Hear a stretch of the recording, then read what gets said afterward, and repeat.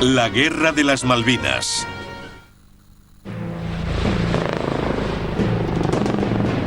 La Guerra de las Malvinas de 1982 supuso el mayor despliegue de las Fuerzas Especiales Británicas desde la Segunda Guerra Mundial. El Special Air Service, SAS, el Escuadrón Especial Anfibio, SBS, y la Unidad de Guerra en Montaña y Zona Ártica de los Marines Reales llevaron a cabo incursiones espectaculares durante la guerra. Una de las de mayor éxito fue el ataque del escuadrón del SAS al aeródromo argentino de Isla Bordón.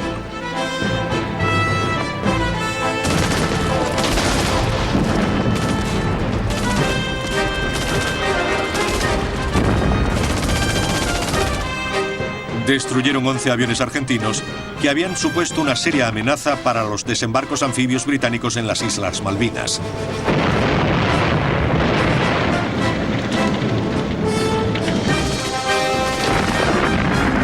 El ataque fue un ejemplo clásico del lema del SAS: quien arriesga, gana. Situadas al sur del Atlántico, las Islas Malvinas han sido objeto de disputa entre Gran Bretaña y Argentina desde el asentamiento británico en la zona en 1833.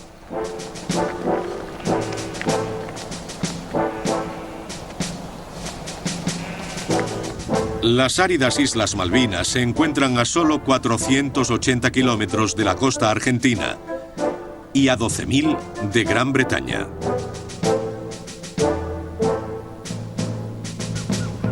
A comienzos de la década de 1980, sus 1.800 habitantes eran incondicionalmente británicos y se oponían firmemente a cualquier relación con Argentina.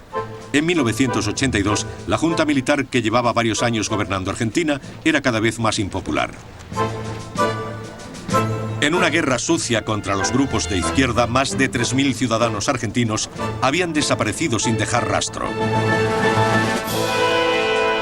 La economía estaba en ruinas y la inflación se disparaba a más del 600%. Las manifestaciones sindicales llenaban las calles de violencia y gases lacrimógenos. La dictadura militar buscaba desesperadamente una distracción exterior.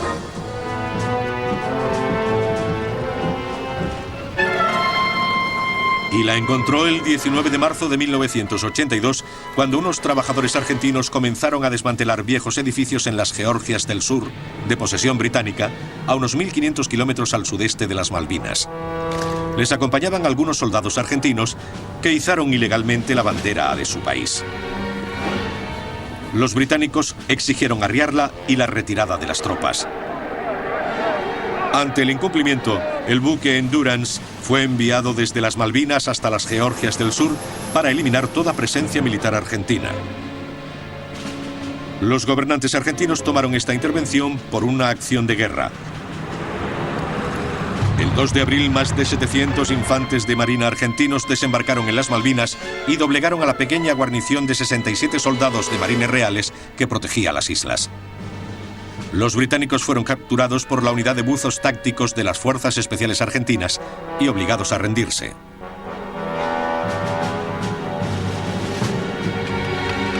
Al día siguiente, fuerzas argentinas tomaron la isla Georgia del Sur con la fuerte resistencia de la guarnición de solo 22 hombres de los marines reales destinados allí.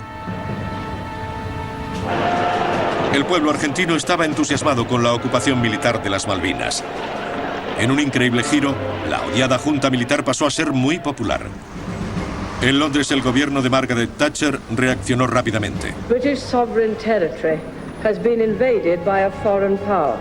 The government has now decided that a large task force will sail as soon as all preparations are complete. En el transcurso de una semana, 100 buques y miles de hombres estaban preparados para la guerra.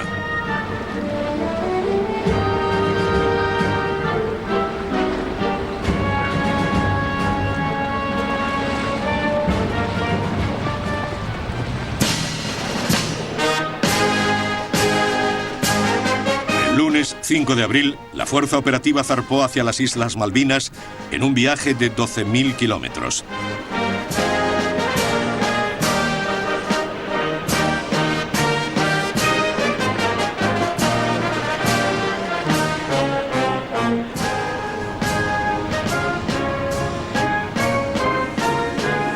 Con ella viajaba el cuartel general del 22 Regimiento del SAS, unidad de fuerzas especiales de élite de Gran Bretaña, al mando del teniente coronel Michael Rose. Solo 2 meses antes, el SAS había iniciado planes de contingencia para operaciones en las Malvinas. Pero no se vislumbró una situación en la que fuera necesario su despliegue en las islas. Ahora las tropas ensayaban sus técnicas mientras que la fuerza se dirigía al sur.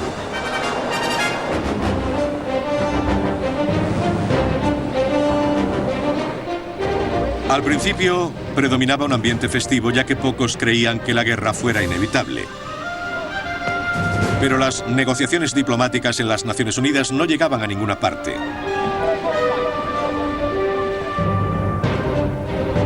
El 5 de abril, el escuadrón D del SAS se adelantó hasta la base estadounidense de la isla Ascensión, cerca del Ecuador.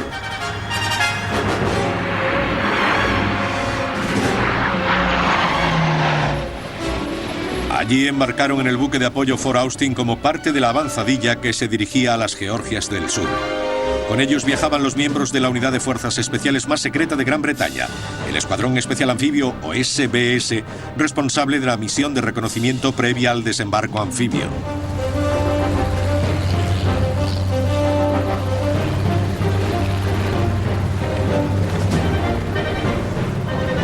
Mientras tanto, submarinos nucleares de la Marina Británica ya se encontraban patrullando el Atlántico Sur.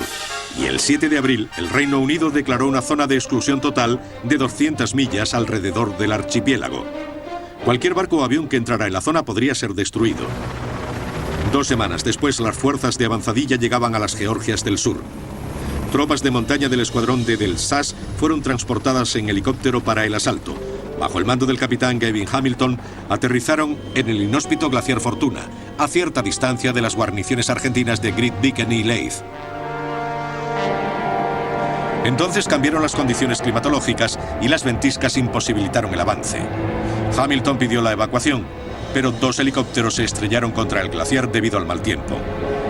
Finalmente, los hombres de las tropas de montaña fueron rescatados en medio de una fuerte ventisca por un helicóptero Wessex apodado Humphrey, hábilmente pilotado por el capitán de corbeta Ian Stanley. 19 hombres entraron en un helicóptero diseñado para llevar solo a 5. Por su brillante intervención, Stanley fue condecorado con la Orden de Servicios Distinguidos. Sin desanimarse, el comandante del destacamento del SAS, Cedric Delbs, decidió desembarcar a sus tropas en 5 botes neumáticos Géminis.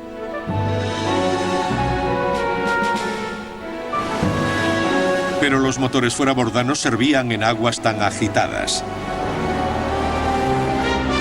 2 de los botes fueron barridos por los fuertes vientos. La dotación de uno de ellos logró llegar hasta la orilla y ocultarse.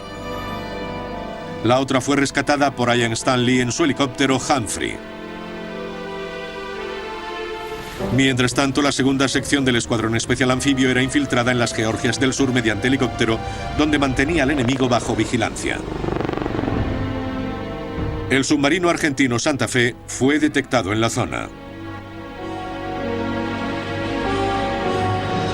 La flotilla británica se dispersó, despegaron helicópteros armados con cargas de profundidad y misiles y atacaron al Santa Fe, que había salido a la superficie.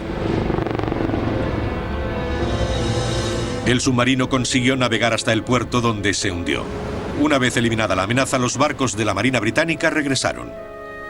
El comandante Guy Sheridan, al frente de la compañía M de los Marines Reales, y su homólogo del SAS, el comandante Delbes, decidieron montar otro ataque desde helicópteros, esta vez apoyados por la artillería naval de las fragatas Antrim, Brilliant y Plymouth.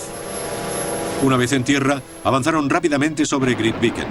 El 25 de abril se rindieron los argentinos.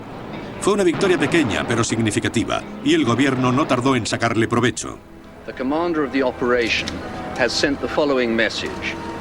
Be pleased to inform Her Majesty that the White Ensign flies alongside the Union Jack in South Georgia. God save the Queen. What happens next, Mr. Knott? Thank you very much. Just rejoice at that news and congratulate our forces and the Marines. La reacción en Argentina fue igual de beligerante. ¡Viva la Argentina! ¡Viva la patria! Mientras, el escuadrón G del SAS había volado desde el Reino Unido hasta Isla Ascensión. Su tarea eran las misiones secretas de reconocimiento, mientras el escuadrón D se dedicaba a algunas acciones ofensivas. Desde Isla Ascensión, el escuadrón se unió a la fuerza operativa.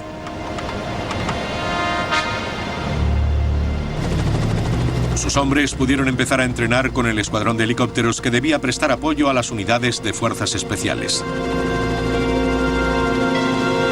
Mientras la fuerza operativa se acercaba a las Malvinas, el escuadrón G pasó al portaaviones Hermes. Desde allí, helicópteros Sea King transportaron a 8 equipos del SAS y 2 de reconocimiento del SBS hasta las 2 islas principales de las Malvinas. En el periodo de 3 días desembarcaron y comenzaron a transmitir información sobre las defensas argentinas.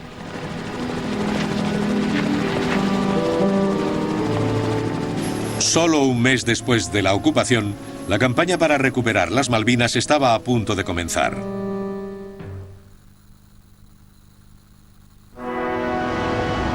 En las 2 últimas semanas de abril, la fuerza expedicionaria veía cómo empeoraba el tiempo a medida que se acercaba a las Malvinas.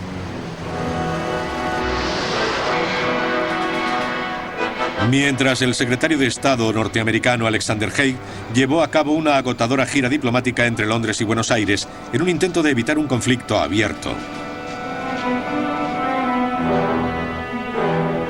Pero ni el pueblo argentino ni la dictadura militar estaban dispuestos a ceder. En Buenos Aires se celebraban grandes manifestaciones patrióticas para celebrar la incorporación de las Malvinas a la madre patria. En Londres, Haig descubrió que la palabra compromiso no estaba en el vocabulario de Margaret Thatcher. Mientras los británicos se preparaban para la guerra, Estados Unidos se vio obligado a elegir entre su mayor aliado europeo y su principal socio sudamericano. It's a very difficult situation for the United States because we're friends with both of the countries engaged in this dispute. And we stand ready to do anything we can to help them, and what we hope for and would like to help in doing is have a peaceful resolution of this with no forceful action or no bloodshed. Los estadounidenses eligieron apoyar al Reino Unido suministrándole vital información de satélites y algunos de los más modernos equipos militares, incluyendo los misiles aire-aire Sidewinder. La notable combinación de los Sidewinder y los Sea Harrier desempeñó un papel crucial para la superioridad aérea británica en las Malvinas y, gracias a ella, poder ganar la guerra.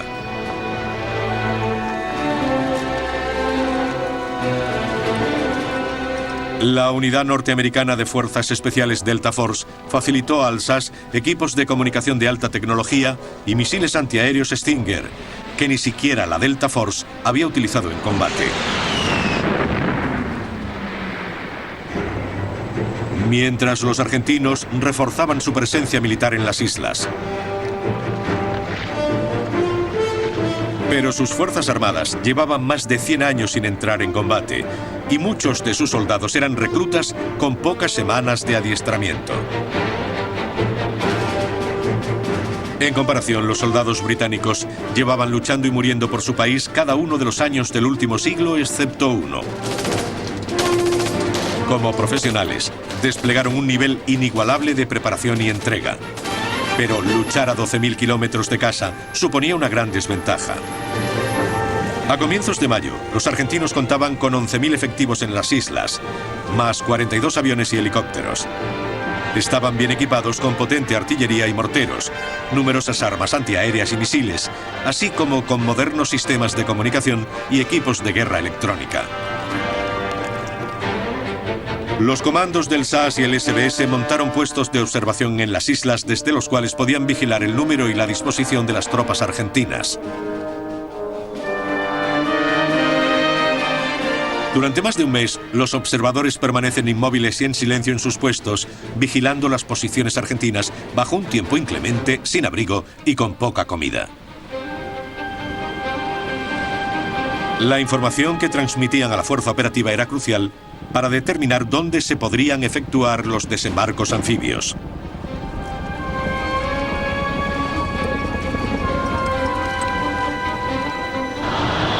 Mientras tanto, el primer ataque de la Marina y las Fuerzas Aéreas contra el aeropuerto de Puerto Argentino ya estaba en curso.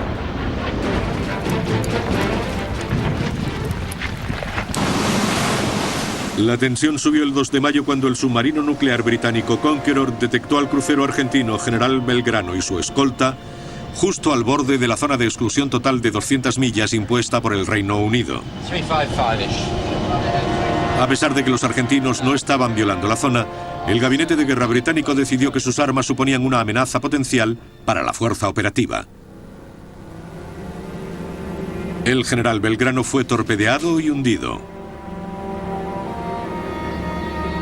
321 hombres perdieron la vida. La guerra había comenzado. Con los portaaviones de la Fuerza Expedicionaria a solo 250 millas al noreste de las Malvinas, los argentinos no tardaron en preparar su venganza. El 4 de mayo, un par de cazabombarderos Super Étendard de fabricación francesa despegaron de Argentina. Iban armados con misiles antibuque Exocet, también franceses.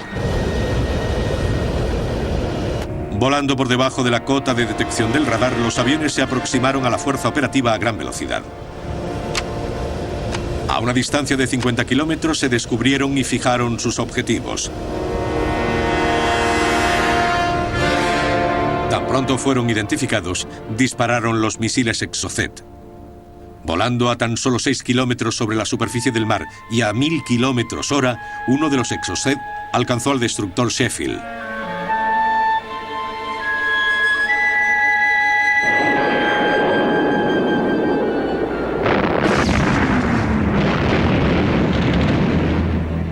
Veinte hombres murieron y el brillante Chef se convirtió en un casco en llamas inutilizado. Aquello supuso un gran impacto para la fuerza expedicionaria. Si uno de los portaaviones, el Invencible o el Hermes, resultaba dañado o hundido, el desembarco anfibio sería imposible y la guerra se perdería. Los Exocet suponían una amenaza demasiado grande como para ser ignorados. El gobierno británico pidió soluciones al SAS. Consultaron al general de brigada Peter de la Villiers, director de las Fuerzas Especiales. Se trazó un plan desesperado cuyo nombre en clave era Operación Mikado. Requería que el escuadrón B del SAS volara desde Isla Ascensión en 2 aviones de transporte C-130 hasta la base aérea de Río Grande, donde se creía que estaban estacionados los Super Étendard, para destruir los aviones y eliminar a los pilotos en la sala de oficiales. El plan fue recibido con incredulidad por parte del escuadrón y cuando su comandante John Moss se quejó de sus deficiencias, fue relevado rápidamente.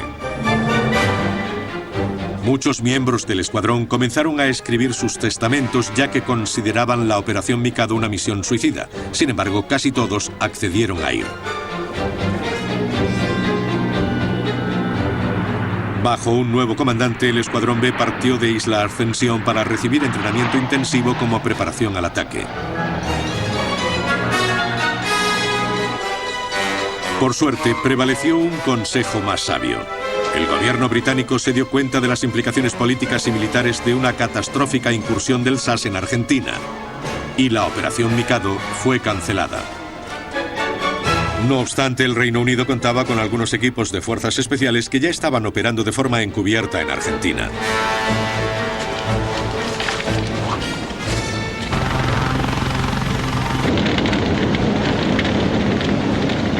Los argentinos fueron conscientes de ello cuando el 20 de mayo se descubrió un helicóptero Sea King de la Marina Británica estrellado en el neutral Chile. Las autoridades chilenas no tardaron en enterrarlo, pero su tripulación apareció en una rueda de prensa. Whilst on sea patrol, we experienced an engine failure. Due to adverse weather, it was not possible to return to our ship in this condition. We therefore sought refuge in the nearest neutral country. Oficialmente su explicación fue aceptada, pero todo indicaba que el equipo llevaba a cabo una misión encubierta. El tripulante de la derecha era uno de los pilotos de helicópteros con más experiencia de la Fuerza Operativa Británica. Y el aparato se estrelló en un punto equidistante de 3 importantes bases aéreas, desde las que los argentinos lanzaban sus ataques. Un buque de inteligencia de la Armada Británica permaneció oculto entre las muchas ensenadas e islas de las cercanas aguas neutrales chilenas. Seguía sin ser descubierto.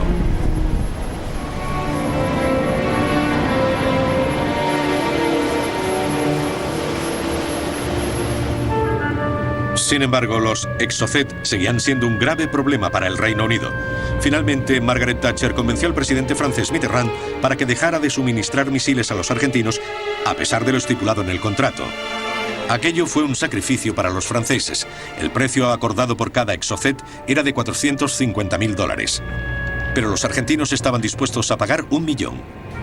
El servicio secreto británico recibió $50 millones para la compra de todos los que hubiera en el mercado internacional de armas. Aquellos que no podían ser comprados eran saboteados. Pero los argentinos no estaban dispuestos a rendirse. A comienzos de mayo de 1982, la Fuerza Operativa Británica había conseguido la supremacía aérea sobre las Islas Malvinas.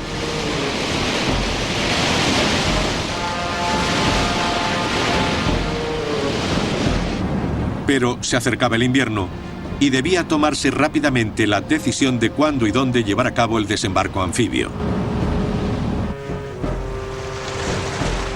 Con su amplia experiencia en guerra anfibia, el SBS reconocía numerosas playas y posibles zonas de desembarco.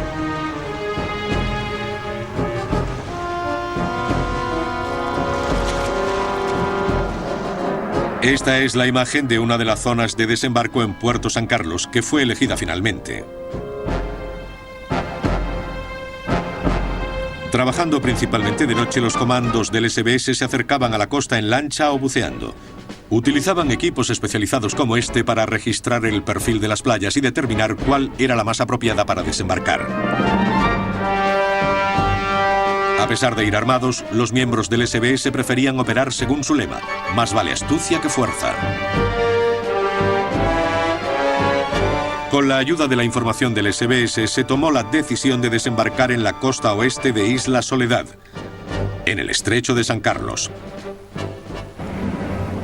Pero el escuadrón G del SAS había identificado una amenaza potencial en la zona opuesta.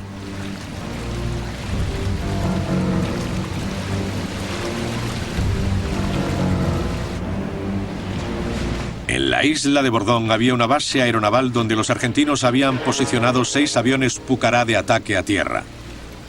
Armados con misiles y bombas de napalm, podían causar numerosas bajas entre las tropas apiñadas en las playas de desembarco.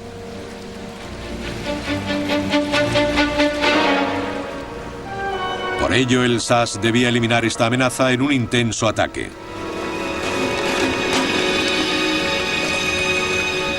La noche del 11 de mayo, un equipo de reconocimiento llevó a cabo una infiltración encubierta en canoa. Tras esconder el bote, el equipo estudió la base de la isla Bordón durante varios días.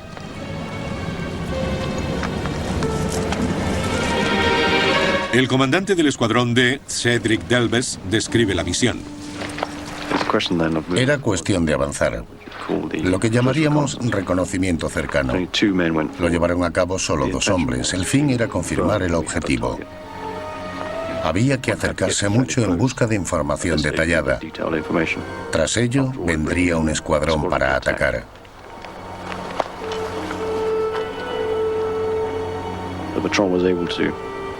Los comandos fueron capaces de contar hasta 11 aviones dispersos por la pista de aterrizaje. Tan pronto como pudieron, después de anochecer, regresaron y transmitieron un mensaje al escuadrón. La unidad envió 40 hombres más hacia la isla, en medio de la oscuridad y la tormenta. Sería incorrecto decir que la tensión aumentaba a cada momento, pero ansiábamos bajar del helicóptero. Cuanto antes acabáramos, antes seríamos dueños de nuestro destino. Habíamos elegido un punto de aterrizaje por detrás del objetivo, a unos 8 kilómetros, para que el enemigo no detectara nuestra llegada. Queríamos llegar lo antes posible para desembarcar rápidamente y que el helicóptero se fuera. Los comandos se adelantaron hasta la patrulla y recibieron el plan actualizado. Okay, if you can close in now because this position is defended. Okay, it's going to have to be a very quick briefing because we're about an hour late now. Estuve controlando el tiempo desde que partimos. Sabía que nos estábamos quedando sin él. Todo el proceso no tendría que llevarnos más de un cuarto de hora, desde el aterrizaje hasta confirmar el informe y avanzar. Todos llevábamos equipos muy pesados. El peso medio que soportaba cada uno era de 18 a 20 kilos, y los equipos viejos entre 10 y 13 kilos. Así que llegamos al último punto de control para el retorno de la tropa. También sería la posición Morse. A continuación, los soldados colocaron los morteros que transportaban. Pensé que podíamos dejar avanzar a las tropas para que causaran el mayor daño posible durante 15 minutos. Tuvieron grandes dificultades para regresar y no lo hicieron hasta pasados 45 minutos. El ataque a la base se llevó a cabo la noche del 14 al 15 de mayo por tropas de montaña, bajo el mando del capitán Gaby Hamilton.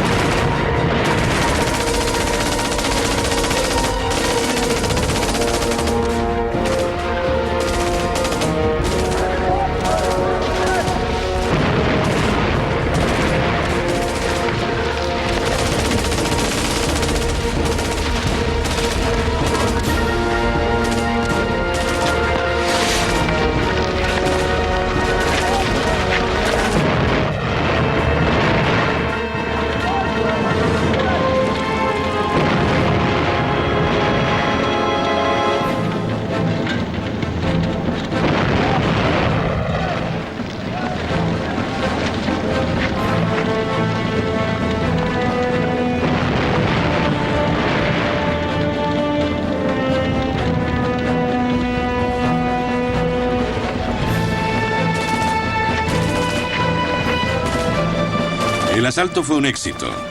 Los 6 Pucará y otros 5 aviones fueron destruidos.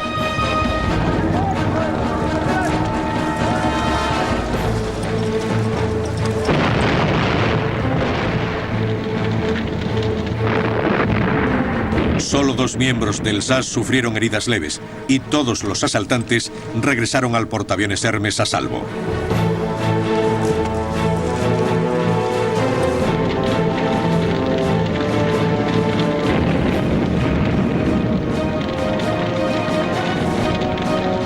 Ahora el desembarco británico podía seguir adelante al haber sido reducida la amenaza de un ataque aéreo, pero al SAS le aguardaba la tragedia.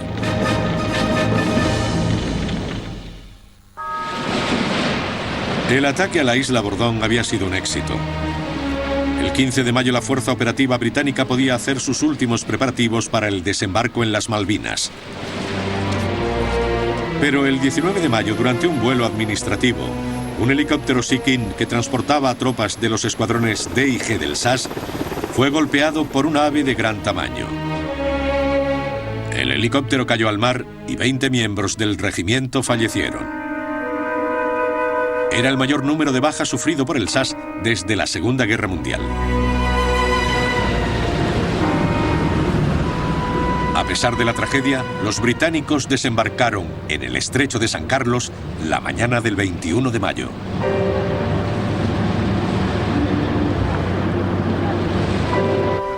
En pocas horas, los soldados se encuentran a salvo en la orilla sin oposición.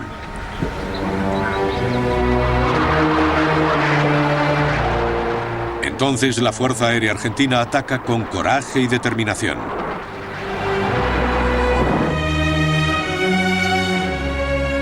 Fue una fase crítica de la guerra. Varios buques británicos fueron hundidos. El Día Nacional de Argentina, el 25 de mayo, los Exocet se cobraron su víctima más importante hasta el momento, el enorme portacontenedores Atlantic Conveyor.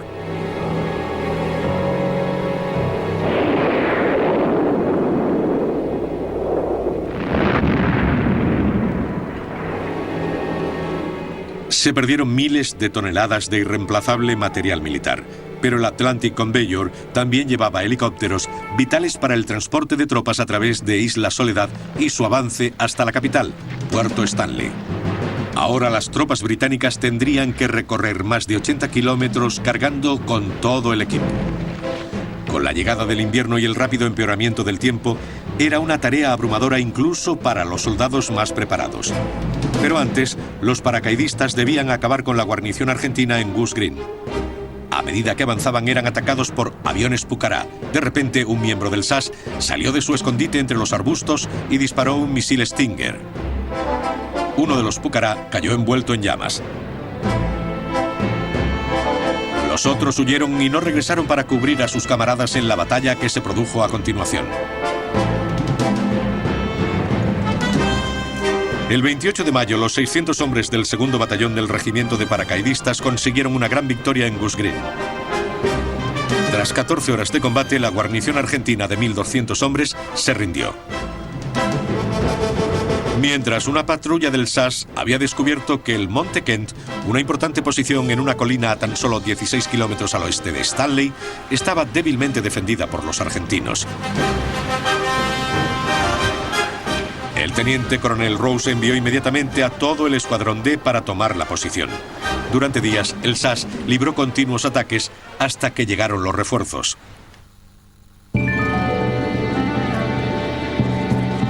Los marines reales cruzaron el flanco norte de la Gran Malvina con dirección a Puerto Stanley, guiados por sus propias fuerzas especiales, la unidad de guerra en montaña y zona ártica.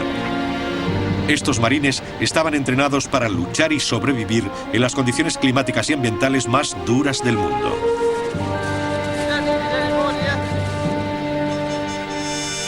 El 31 de mayo, una de las patrullas detectó una posición argentina defendida por 17 comandos de las Fuerzas Especiales de Élite en una granja aislada y desierta llamada Top Malo.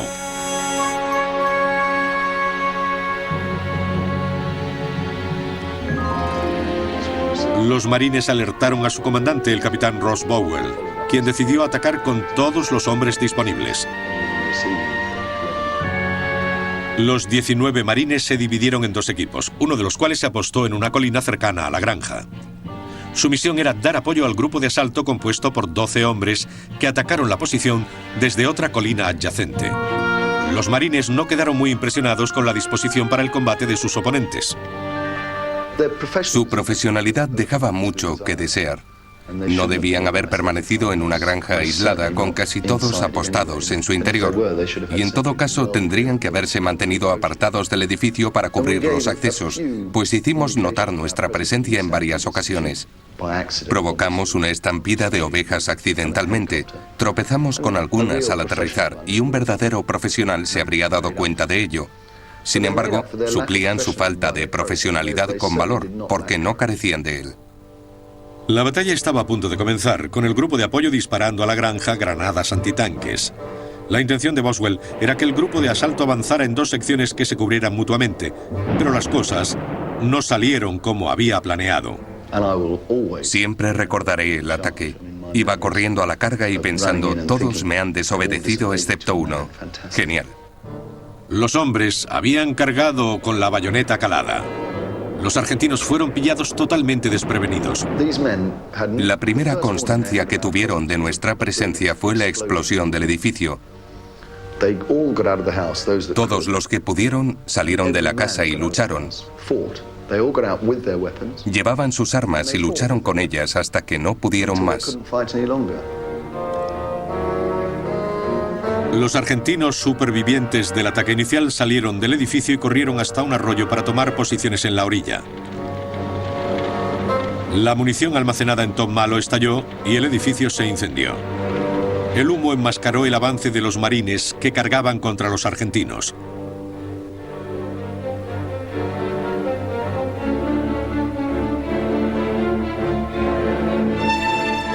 Dispararon sus lanzagranadas por encima del edificio para mermar el número de comandos argentinos que se refugiaban en la orilla del riachuelo. 2 miembros de los grupos de asalto resultaron gravemente heridos bajo el intenso intercambio de fuego.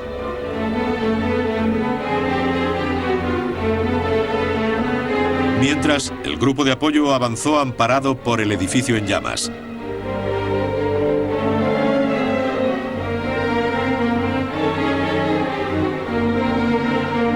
Bordearon la granja y atacaron a los argentinos por el flanco.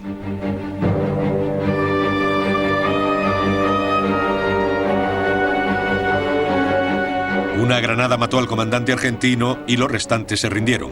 5 murieron y 12 cayeron prisioneros, 7 de ellos heridos. Solo 3 británicos resultaron heridos. En 28 minutos de combate, tropas de las Fuerzas Especiales Argentinas habían sido vencidas de modo decisivo.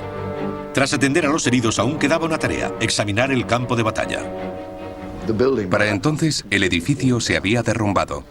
Y aún quedaba otra tarea: inspeccionar los otros edificios. Habíamos conseguido sacar a todos de la granja y el establo, pero aún quedaba otra construcción. El retrete tenía que ser examinado. Y el hombre que estaba más cerca era MacGregor. Le grité: inspecciona el retrete. El capitán Boswell me ordenó que examinara el retrete. Creo que esperaba que fuera hacia allí, llamara a la puerta y dijera: disculpe, ¿le importaría salir y unirse a nosotros? Me di la vuelta y pensé: no voy a entrar ahí de ningún modo. Puede que haya alguien. Así que acerqué una revista ardiendo al retrete y se prendió el metano acumulado en el cubo. El retrete saltó en pedazos y todos los chicos pensaron que fue un final fantástico. Todos lanzamos gritos cuando desapareció en medio de una gran llama azul. Pensamos que fue un gran final al combate en Top Malo.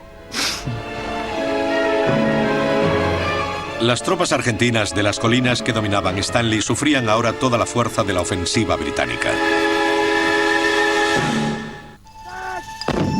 Mientras las tropas se preparaban para la batalla final en la recuperación de las Malvinas, su artillería machacaba las guarniciones argentinas en torno a la capital.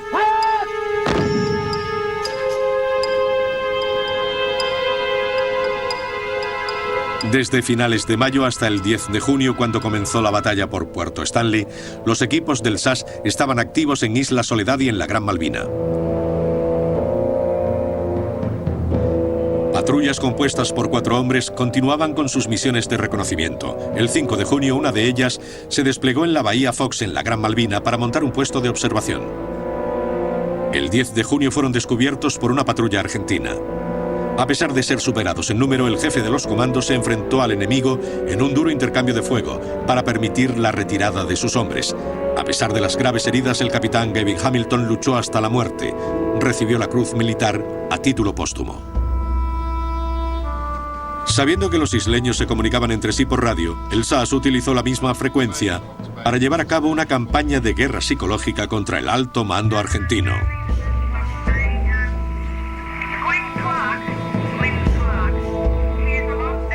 En esta etapa, solo la doctora Alison Bliney tenía permiso para utilizar la radio y poder tratar a sus pacientes.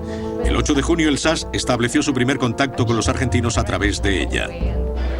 A partir de ese momento, el SAS fue aplicando una presión creciente sobre los argentinos para que aceptaran una rendición honrosa antes de verse envueltos en la inútil batalla final por Puerto Stanley, con el inevitable resultado de bajas civiles. La noche del 13 de junio, mientras se combatía por las colinas que dominaban Puerto Stanley, el SAS y el SBS llevaron a cabo una última maniobra de distracción junto con el primer escuadrón de ataque de los Marines Reales. Tras una reunión informativa, partieron en lanchas de asalto para atacar una base logística argentina cerca de Stanley.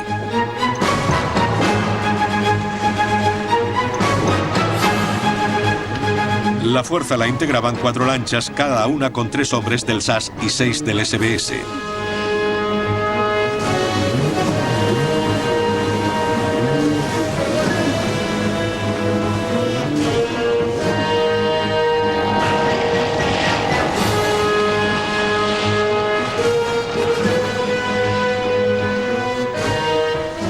En cuanto las lanchas de asalto llegaron a la orilla, fueron alumbradas por los focos de un barco hospital argentino.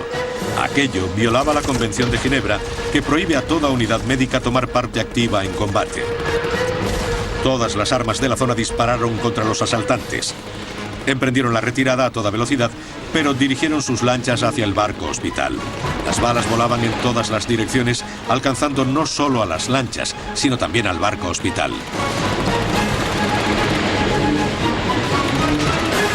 Una vez estuvieron detrás de este, la lluvia de fuego disminuyó, pero el motor de una de las lanchas había sido alcanzado y apenas pudo llegar a un lugar seguro.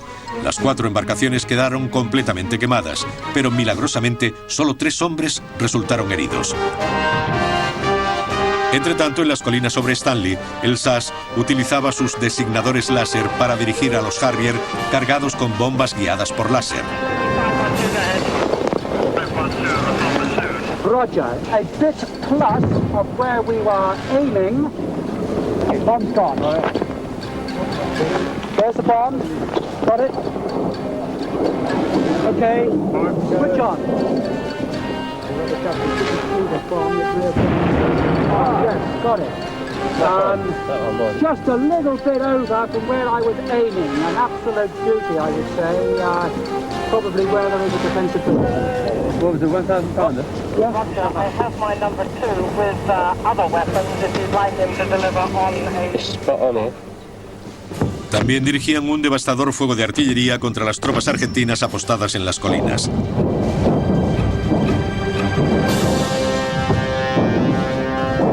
El fuego fue efectivo. La mañana del 14 de junio, la mayoría de los argentinos abandonaban sus posiciones. Los observadores del SAS detuvieron el fuego, permitiendo la retirada a los supervivientes. Ahora los argentinos estaban en plena retirada. A las 11 de la mañana del 14 de junio, el alto mando argentino contactó con el SAS para discutir los términos del alto el fuego. El teniente coronel Mike Rose subió a un helicóptero Gazelle y voló hasta Stanley. Con él iban un radiooperador del SAS y el capitán Rod Bell, un oficial de los marines que hablaba español. Tras varias horas de negociación, convencieron al general Mario Menéndez de que la rendición era la única vía posible. There is a white flag flying over Stanley. Very marvelous.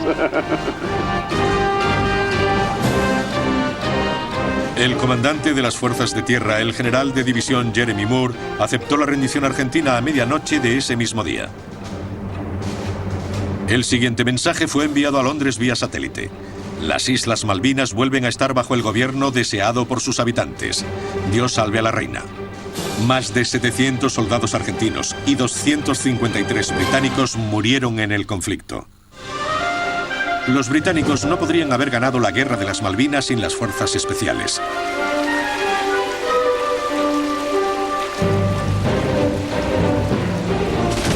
Su pericia aseguró el desembarco del grueso de las tropas británicas tras un viaje de 12.000 kilómetros.